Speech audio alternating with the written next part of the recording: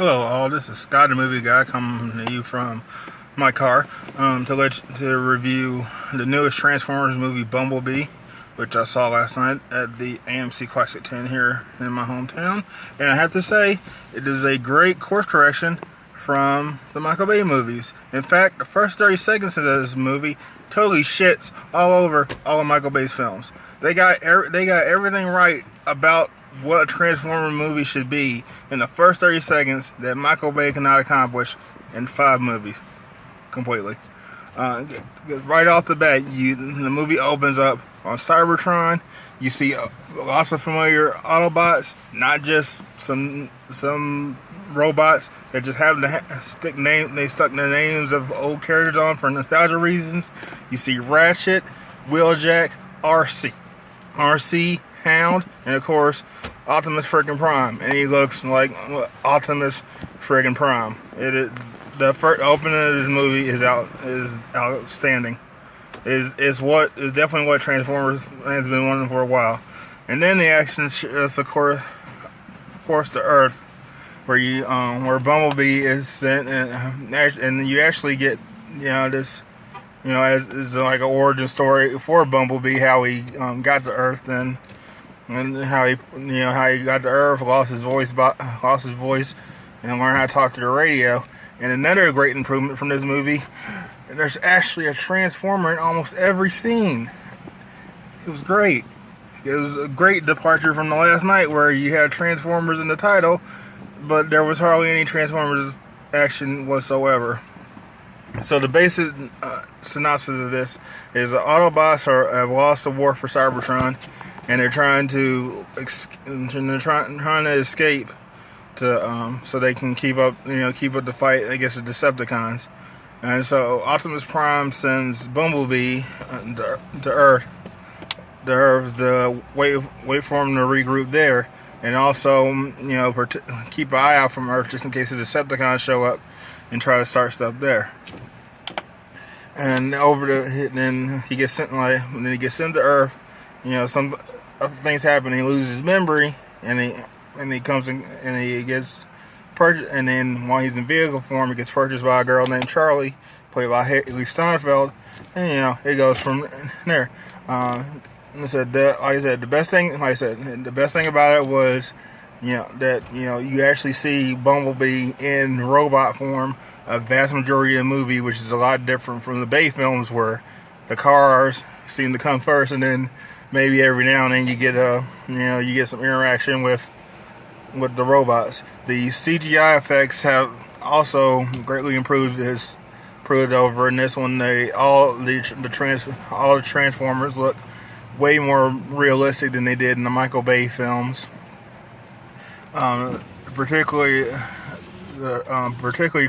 coolest ones were honestly the Decepticons, because they introduced triple changers, Dropkick, and unfortunately I can't remember the name of the female one, but she's voiced by Angela Bassett, who did an outstanding job as the bad guy, and she was the main bad guy of the film, and she did excellent job voice acting. And also a great thing is seeing the interaction between the amnesiac Bumblebee and Charlie. Charlie, she recently lost her father, so she's trying to, she feels like she's not a part of her family anymore because her mom has met someone else, and she doesn't feel a part of that. So when she finds Bumblebee, she connects with him on a level that both of them are lost and don't exactly know their way. And I thought that was pretty touching. That's another thing that's definitely was missing from the previous movies, was the amount of heart this movie had. Another one of the antagonists was John Cena, who continues to impress me as an actor. I mean, I never thought the day would come that John Cena would be an okay actor, and I mean, I'm thoroughly impressed. He plays Agent Burns, one of a soldier for the early version of Sector 7, as we've been introduced in the previous films with John Turturro and Josh Duhamel. And his Burns, he's a standard military guy, which honestly, Cena does play pretty well. But he did a great job. He has some of the best lines in the movie, and he delivered them quite well. Hopefully this movie will do well, and we'll see him return in sequels. Like I said, I'm thoroughly impressed by how John Cena's turned out to be an actor. Another thing that is a great departure is now, along with the fact that, like I said, when they showed the battle on Cybertron, you could obviously tell who was who, and then they were actually the characters they were supposed to be portraying. But just the action scenes themselves, when it was Autobots versus Decepticons, it was in the previous movies you didn't know what was going on until after somebody was destroyed, and even then you like, well, who got beat? Unless they got defeated by Optimus Prime or Bumblebee, you didn't really know who was who.